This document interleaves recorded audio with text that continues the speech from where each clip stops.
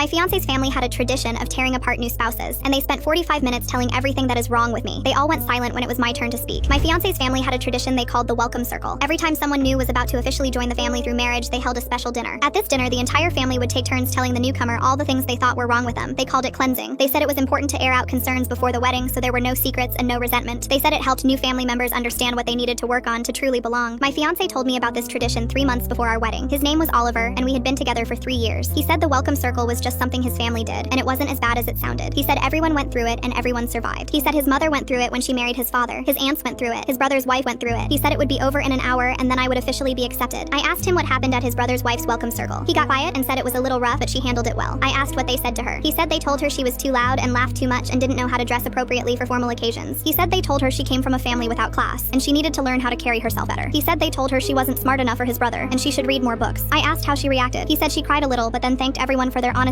and promised to do better. She's been married to his brother for 6 years now. She barely speaks at family gatherings anymore. I told Oliver I didn't want to do the welcome circle. He said it wasn't optional. He said if I refused, his family would think I had something to hide. He said they would never fully accept me and our marriage would always have tension. He said it was just one night and I should do it for us. I agreed because I loved him and I wanted his family to accept me. Looking back, I should have seen that as the first red flag. The welcome circle was held at his parents' house on a Saturday evening. There were 14 people there. His parents, his grandparents, his brother and sister-in-law, his 2 aunts, 2 uncles, and 4 cousins. They sat in a large circle in the living room with 2 empty chairs in the middle, one for me and one for Oliver. His mother explained the rules. Each family member would share their honest observations about me. I was not allowed to interrupt or defend myself. I was supposed to listen and reflect and thank each person for their honesty when they finished. At the end, I would be given a chance to respond and tell the family how I planned to address their concerns. Then they would vote on whether to officially welcome me. I sat in that chair and listened for 45 minutes. His mother went first. She said I was too independent and didn't seem to value family enough. She said I worked too much and would probably neglect her son. She said my cooking wasn't good enough and Oliver would miss her meals. She said I dressed too casually and needed to put more effort into my appearance. His father said I talked too much about my own opinions and didn't listen enough. He said I seemed to think I was smarter than everyone in the room and that was off-putting. He said my career was fine but not impressive and I would never be able to provide for Oliver the way he deserved. His grandmother said I was too skinny and needed to eat more. She said my family clearly didn't teach me how to take care of myself. She said I smiled too much and it seemed fake. His grandfather said I didn't seem like the type to raise children properly. He said I seemed selfish and career-focused and probably wouldn't want to stay home with babies. His aunt said I was too quiet at family dinners and didn't make enough effort to get to know everyone. Then they said I was too loud when I did talk and interrupted people. His uncle said I didn't seem to respect Oliver's family history and traditions enough. They said I asked too many questions and should just accept how things were done. His cousin said I was boring and didn't have good enough stories. They said my hobbies were uninteresting and I probably wouldn't fit in at family vacations. His brother said I wasn't as pretty as the other women Oliver had dated, and he was surprised Oliver settled for me. His sister-in-law just stared at the floor and said nothing. I understood why she stayed quiet now. When everyone finished speaking, his mother smiled at me and asked how I planned to address all of their concerns. I looked around the room at these 14 people who had just spent 45 minutes tearing me apart. I looked at Oliver sitting next to me. He hadn't said a word to defend me. He just nodded along like everything they said was reasonable. I smiled back at his mother. Then I addressed each person one by one. Full story on channel, link below.